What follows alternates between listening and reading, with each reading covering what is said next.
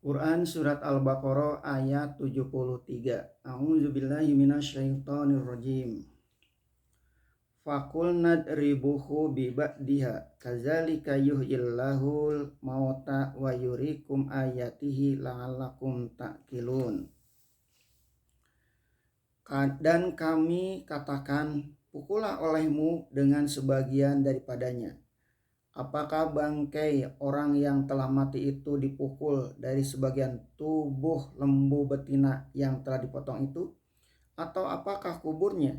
Atau dengan bagian dalam sapi yang mana dipukul? Kata setengah ahli tafsir, dengan ekor lembu betina itu. Kata yang lain, dengan tunjang kakinya. Dan kata yang setengah dengan lidahnya. Yang mana yang benar tidaklah penting. Sebab kalau Al-Quran sudah menyatakan sebagian daripada tubuhnya, sampailah dia kepada puncak kecukupan. Yang penting diperhatikan ialah lanjutan firman Tuhan. Demikianlah Allah menghidupkan yang telah mati dan memperlihatkan ayat-ayatnya supaya kamu berpikir. Patut juga kita ketahui serba sedikit penafsiran tentang ini. Menurut yang diriwayatkan oleh Abdullah bin Humaid, Ibnu Jarir, Ibnu Mundir, Ibnu Abi Hatim, dan Al-Baihaqi dalam sunahnya yang riwayatnya diterima dari Ubaidah As-Salmani, dipukulkan bagian badan lembu betina itu ke kubur orang yang mati terbunuh itu. Lalu dia bangkit dari dalam kuburnya, terus bercakap, yang membunuh aku ialah anak saudaraku karena mengharapkan warisanku. Sebab aku tidak beranak, maka dialah yang berhak menerima waris. Sebab itulah aku dibunuhnya. Sehabis bercakap itu dia jatuh kembali dalam keadaan semula, yaitu bangkai, dan langsung dikuburkan kembali. Karena mendengar keterangan sejelas itu, maka anak saudaranya itu ditangkap dan dijalankanlah hukum kisos atas dirinya. Dengan jalan penafsiran seperti inilah dipahamkan ujung ayat tadi, bahwa Tuhan Allah telah memperlihatkan kekuasaannya.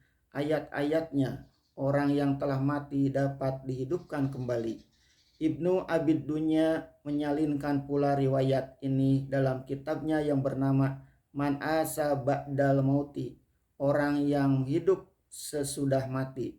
Dari Ibnu Abbas, akan tetapi kedua ayat ini dan riwayat yang lain, walaupun disalin oleh Imam As-Syaukani dalam tafsir beliau katakan tidak banyak faedahnya, sebab tadi kami salinkan. Sekarang kita nukilkan lagi penafsiran Syekh Muhammad Abduh untuk kita perbandingkan penafsiran yang lebih disandarkan pada pengumpulan riwayat dengan penafsiran yang lebih mempergunakan diroyat, yaitu analisis. Syekh Muhammad Abduh menurut yang diriwayatkan oleh muridnya Sayyid Rosyid Ridho di dalam tafsir Al-Manar berkata, telah aku katakan kepada tuan-tuan bukan sekali dua bahwa wajiblah kita awas benar dengan kisah-kisah Bani Israel ini dan kisah-kisah nabi-nabi yang lain, dan jangan lekas percaya dari apa yang ditambah-tambahkan atas Al-Quran dari kata-kata ahli-ahli tarikh dan ahli-ahli tafsir. Orang-orang yang berminat besar kepada penyelidikan sejarah dan ilmu pengetahuan di zaman ini sependapat dengan kita bahwa tidak boleh dipercaya saja barang sesuatu dari tarikh zaman-zaman lampau itu yang mereka namai zaman gelap, melainkan sudah menyelidiki yang mendalam dan membongkar bekas-bekas kuno yang terpendam.